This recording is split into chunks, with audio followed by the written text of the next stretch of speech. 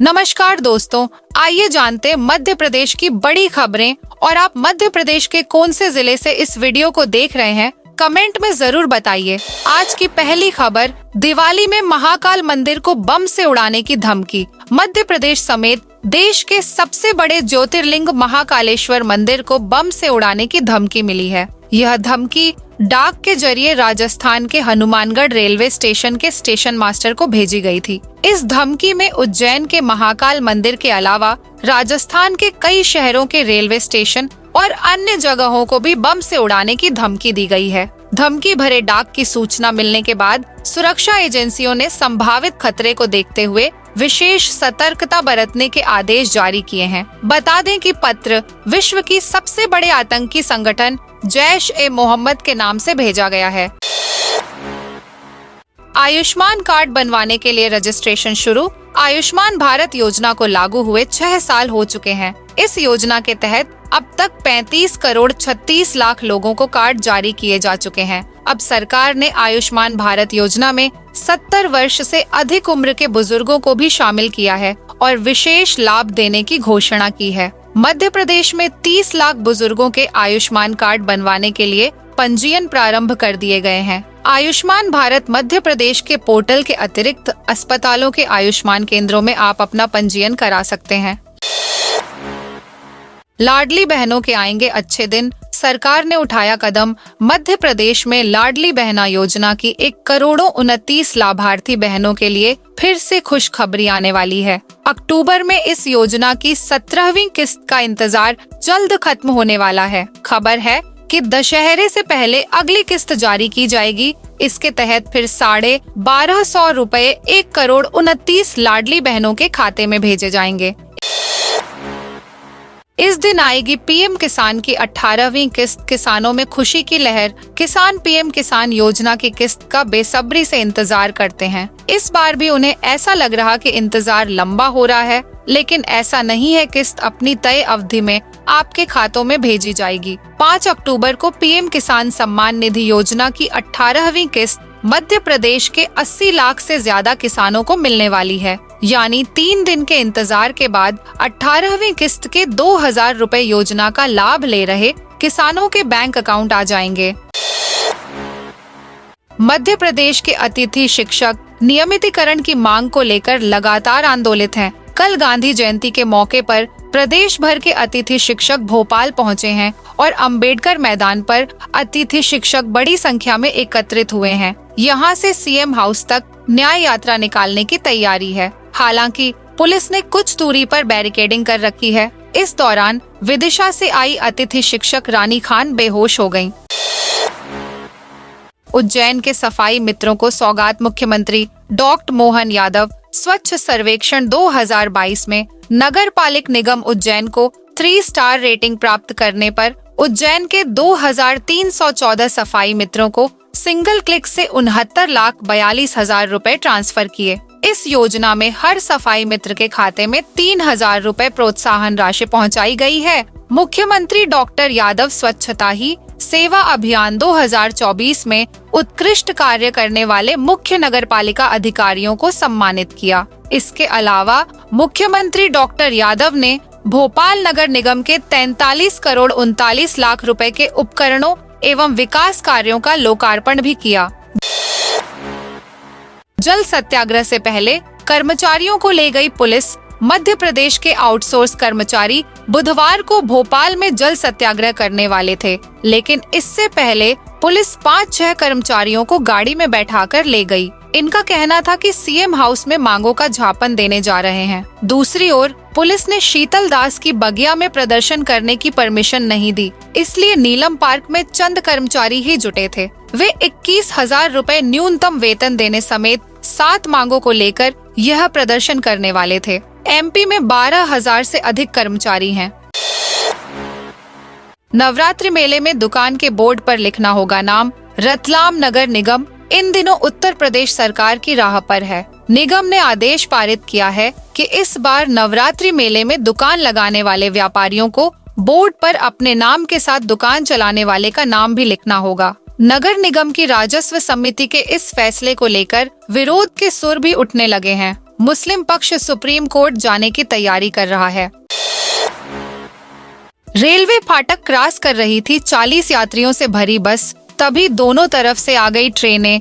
मध्य प्रदेश के अशोकनगर में railway crossing के गेटमैन की एक गंभीर लापरवाही लोगों के लिए जानलेवा बनते बनते रह गई। ये हैरान कर देने वाला मामला जिले के अंतर्गत आने वाले अशोकनगर गुना रोड पर स्थित शाडौरा गांव से गुजरने वाली रेलवे क्रॉसिंग का है, जहां रात करीब 11 बजे रेलवे क्रॉसिंग का फाटक खुला देख यात्रियों से भरी एक निजी ट्रेवल्स की बस रेलवे क्रॉसिंग पार करने आ गई। इसी बीच उसे दोनों तरफ से ट्रेन के हॉर्न की आवाज सुनाई दी। जैसे ही उसने ट्रैक की ओर देखा तो दोनों तरफ से अलग अलग पटरियों पर धड़धड़ाती हुई ट्रेनें चली आ रही थीं, जिसे देख बस चालक के हाथ पैर फूल गए। जिस समय यात्री बस रेलवे क्रॉसिंग से गुजर रही थी, तब उसमें लगभग 40 यात्री सवार थे। इधर बस के बटरी के बीचों बीच आते ही फाटक पार करने के लिए गुजर रहे अन्य यात्रियों ने तेज तेज आवाजें लगाकर तुरंत चालक से बस पीछे लेने को कहा। इधर चंद सेकंडों के लिए घबराए बस को तुरंत पीछे लिया। यही नहीं, ट्रैक पर यात्रियों से भरी बस क्रॉस होती देख ट्रेन के दोनों ड्राइवरों ने भी सूझबूझ का उदाहरण दिया और ट्रेनों में इमरजेंसी ब्रेक लगाए। तब कहीं जाकर दोनों तरफ ट्रेनें मंदी होते रुकी और बस चालक को पीछे पलटने का मौका मिल सका। भोपाल में अवैध कॉलोनी काटने वालों पर अब FIR होगी। करीब 70 कॉलोनियां लिस्टेड की गई हैं। कुछ दिन पहले कॉलोनाइजरों को नोटिस दिए गए थे। अब कलेक्टर कोर्ट से आदेश होने शुरू हो गए हैं। कलेक्टर कौशलेंद्र विक्रम सिंह ने बताया, अवैध कॉलोनी काटने वालों पर कानूनी कार्रवाई कर रहे हैं। मध्य प्रदेश से मानसून की विदाई शुरू हो गई है। बुधवार को ग्वालियर चंबल संभाग से मानसून विदा हो गया। मौसम विभाग ने ग्वालियर, भिंड, मुरैना, दतिया, शिवपुरी और श्योपुर से मानसून की विदाई की घोषणा कर दी। आने वाले दिनों में कई जिलों से मानसून विदा हो जाएगा। दूसरे सप्ताह में पूरे प्रदेश से विदाई होगी। इससे पहले प्रदेश में गर्मी का असर रहेगा। हालांकि 20 अक्टूबर से रातें ठंडी होने लगेगी। ग्वालियर में PM मोदी ने किया बायो CNG प्लांट का शुभारंभ। देश की पहली आधुनिक और आत्मनिर्भर गौशाला में तैयार हुआ बायो CNG प्लांट का आज शुभारंभ हो गया। PM नरेंद्र मोदी ने इस प्लांट का वर्चुअली उद्घाटन किया। बता दें कि गौशाला में इंडियन ऑयल कॉरपोरेशन के सहयोग से 2 हेक्टेयर में बायो CNG प्लांट स्थापित किया गया है। संचालन के लिए 100 टन गोबर का उपयोग होगा। इससे प्रतिदिन 3 टन तक CNG और उच्च गुणवत्ता का 20 टन जैविक खाद मिलेगा। कॉरपोरेशन प्लांट संचालन एवं मेंटेनेंस में भी मदद करेगा। नेपाल की भीषण बाढ़ में फंसे MP के श्रद्धालुओं को सुरक्षित निकाला। नेपाल में भूस्खलन और बाढ़ में फंसे लोग मध्य प्रदेश के डिंडौरी के श्रद्धालुओं की वापसी। सभी श्रद्धालु सोनौली बॉर्डर पर पहुंच रहे हैं। बस में सवार होकर घर लौट रहे सभी श्रद्धालुओं ने MP सरकार और जिला प्रशासन को धन्यवाद दिया है। डिंडोरी से अधिकारियों की टीम भी बॉर्डर के लिए रवाना हो चुकी है। बता दें कि MP से 17 श्रद्धालु गए थे पशुपतिनाथ। मध्य प्रदेश में शस्त्र पूजन के साथ दशहरा मनाया जाएगा। इस पर कांग्रेस ने आपत्ति जताई है। कहा कि शिक्षा के बाद धर्म में RSS का एजेंडा लागू किया जा रहा है। कांग्रेस के बयान पर भारतीय जनता पार्टी ने पलटवार किया है। बीजेपी ने कहा कि शस्त्र और शास्त्र भारत की संस्कृति है। MP में शस्त्र पूजन के साथ दशहरा मनेगा। मुख्यमंत्री डॉ मोहन यादव के साथ सभी मंत्री शस्त्र पूजन करेंगे। लोकमाता अहिल्या देवी की राजधानी महेश्वर में शस्त्र पूजन होगा। मंत्री अपने प्रभार के जिलों में पूजा करेंगे। जिलों के पुलिस शस्त्रागार में भी शस्त्र पूजन होगा। मध्य प्रदेश में 10 साल में वृद्धाश्रमों की संख्या 10 से बढ़कर 95 हुई। बदलते दौर के साथ रिश्तों का ताना बाना इस तरह बिगड़ चुका है कि जिन माता पिता ने बच्चों को अपनी जान से बढ़कर चाहा और पाल पोस कर बड़ा किया, कई बच्चे उन्हें अपने साथ तक नहीं रखना चाहते। शहरों में वृद्धाश्रम बढ़ रहे हैं और उनमें रहने वाले बुजुर्ग भी। पिछले 10 साल के आंकड़ों को देखें, ताई मप्र में 2014 में सिर्फ 10 ओल्ड एज होम थे, जिनकी संख्या आज बढ़कर 95 हो गई है। भोपाल से आज से दौड़ेंगे 125 CNG वाहन। 6 स्वीपिंग मशीनें धूल करेगी साफ। मुख्यमंत्री डॉक्टर मोहन यादव बुधवार को भोपाल शहर को कुल 43 करोड़ रुपए के विकास कार्यों का लोकार्पण और भूमि पूजन करेंगे। इनमें प्रमुख सीएनजी वाहन, स्वीपिंग मशीनें, कचरा स्टेशन, प्लास्टिक वेस्ट प्लांट भी शामिल हैं। गांधी जयंती के मौके पर कुशाभाऊ ठाकरे अंतर्राष्ट्रीय कन्वेंशन सेंटर में कार्यक्रम होगा। सीएम डॉक्टर यादव स्वच्छता दिवस कार्यक्रम से शहर की स्वच्छता, पर्यावरण सुरक्षा एवं स्वच्छता सेवाओं के विस्तार के लिए विकास कार्यों का लोकार्पण और भूमि पूजन करेंगे। नए सीएनजी डोर टू डोर वाहन 125 सीएनजी वाहन खरीदे गए हैं। ये वाहन घर घर कचरा इकट्ठा करने के लिए उपयोग में लाए जाएंगे, जिससे प्रदूषण कम होगा और साफ सफाई में सुधार होगा। महालक्ष्मी रूप में हाथी पर सवार आ रही मां दुर्गा मध्य प्रदेश समेत पूरे भारत में नवरात्रि के पावन त्योहार को लेकर भव्य तैयारियां हो चुकी हैं। झीलों के शहर भोपाल में इस शारदीय नवरात्रि आपको दुर्गा पंडालों में अद्भुत झांकियां देखने को मिलेंगी। अपने अनोखेपन की वजह से राजधानी के कई देवी पंडाल हर साल चर्चा में बने रहते हैं। ऐसे में आपको इनके दर्शन जरूर करने चाहिए। इस बार सिंग्रामपुर में मोहन कैबिनेट की अहम बैठक। अगली कैबिनेट बैठक 5 अक्टूबर को पहली बार दमोह के सिंग्रामपुर में होगी। यह स्थान रानी दुर्गावती से जुड़ा है, जहां तैयारियां की जा रही हैं। इसी दिन गोंड शासिका रानी दुर्गावती की जयंती है। कैबिनेट में प्रदेश के विकास के लिए तो अहम निर्णय लिए ही जाएंगे, साथ ही आदिवासियों को विकास की मुख्य धारा से जोड़ने की दिशा में भी बड़े निर्णयों को मंजूरी मिल सकती है। इसी दिन दमोह में मंचीय कार्यक्रम भी प्रस्तावित है। मध्य प्रदेश के 27 कांग्रेस विधायक मंगलवार को मुख्यमंत्री डॉक्टर मोहन यादव से मुलाकात करने पहुंचे। विधायकों ने विकास कार्यों के लिए सरकार से फंड नहीं मिलने की शिकायत की। उन्होंने कहा, बीजेपी विधायकों से 15-15 करोड़ रुपए के प्रस्ताव हर वित्तीय वर्ष के हिसाब से लिए जा रहे हैं, लेकिन कांग्रेस विधायकों से यह प्रस्ताव नहीं मांगे गए हैं। सीएम हाउस में करीब 1.25 घंटे तक चली बैठक में मुख्यमंत्री और विधायकों के बीच दूसरे मुद्दों पर भी बातचीत हुई। नेता प्रतिपक्ष उमंग सिंघार ने प्रदेश में महिलाओं के खिलाफ बढ़ रहे अपराधों को लेकर भी सीएम से चर्चा की। बैठक के बाद उन्होंने कहा, विधायकों के साथ भेदभाव किया जा रहा है। इस मामले में कांग्रेस और बीजेपी नहीं देखना चाहिए। विधायक चुने हुए जनप्रतिनिधि होते हैं। सीएम निष्पक्ष होकर सबके विकास कार्यों को प्राथमिकता दें। 1 अक्टूबर से कान्हा राष्ट्रीय उद्यान के द्वार पर्यटकों के लिए खोल दिए गए हैं। पहले दिन ही कान्हा पार्क पर्यटकों से गुलजान नजर आया। 80 जिप्सी के माध्यम से 380 से अधिक पर्यटकों ने टाइगर सफारी की। बताया गया कि पहले दिन पर्यटकों ने विभिन्न वन्य प्राणियों के दीदार किए। वहीं बाघ की दहाड़ और मिले पद चिन्हों ने सैलानियों को रोमांचित किया।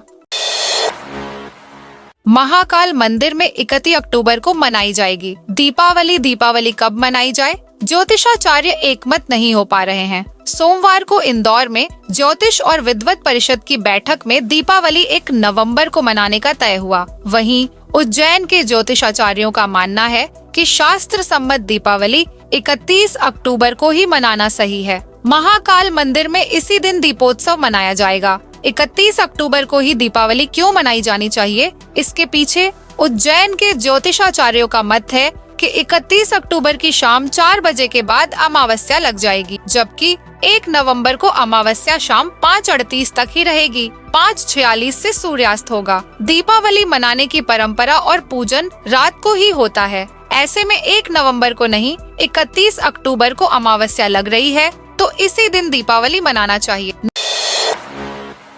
नवरात्रि पर पंडित धीरेन्द्र शास्त्री का सबसे बड़ा कार्यक्रम जारी। प्रदेश के नए धर्मस्थल के रूप में विख्यात हो रहे बागेश्वर धाम में भी इस बार नवरात्रि पर खास कार्यक्रम आयोजित किया जा रहा है। पंडित धीरेन्द्र शास्त्री के इस कार्यक्रम में शामिल होने के लिए लाखों लोग बागेश्वर धाम पहुंच चुके हैं। श्राद्ध पक्ष के दौरान पंडित धीरेन्द्र शास्त्री बिहार के गया में रहे। वे अपने अनुयायियों को विधि विधान से पिंड दान और पितरों का तर्पण कराने के लिए वहां पहुंचे थे। करीब 1 सप्ताह की धर्म यात्रा के बाद पंडित धीरेन्द्र शास्त्री बागेश्वर धाम लौट आए। यहाँ उन्होंने भक्तों को दर्शन और आशीर्वाद दिया।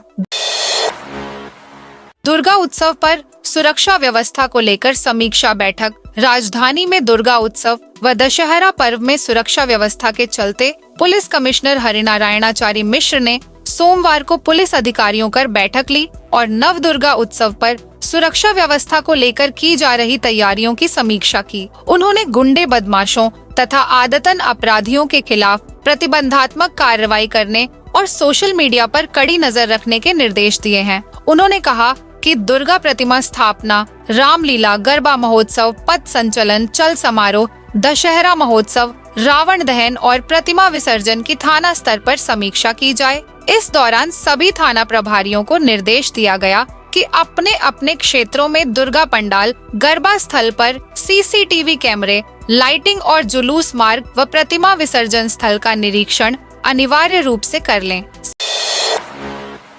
स्मार्ट चिप कंपनी ने मंगलवार को प्रदेश भर के आरटीओ में काम करना बंद कर दिया। ऐसे में परमानेंट ड्राइविंग लाइसेंस कार्ड और गाड़ियों के रजिस्ट्रेशन कार्ड बनना बंद हो गए। सूत्रों की माने तो परिवहन विभाग राजस्थान मॉडल को यहां लागू करने की तैयारी में है। राजस्थान में ड्राइविंग लाइसेंस और गाड़ियों के रजिस्ट्रेशन कार्ड का पीडीएफ संबंधित को ऑनलाइन उपलब्ध कराया जाता है। आवेदक पीडीएफ डाउनलोड करके कार्ड का प्रिंट निकाल सकता है।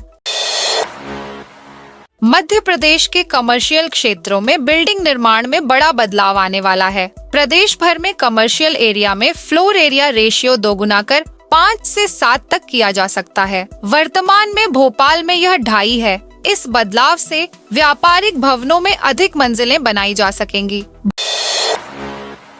भोपाल के सुभाष नगर मेट्रो स्टेशन पहुंचे MD metro corporation (MDS) Krishna Chaitanya सोमवार को भोपाल के सुभाष नगर मेट्रो स्टेशन और डिपो पर पहुंचे। यहां उन्होंने operation control room, test track देखे और बाकी बचे काम जल्दी पूरे करने को कहा। दोस्तों, ये थी मध्य प्रदेश की दिन भर की ताज़ा और बड़ी खबरें।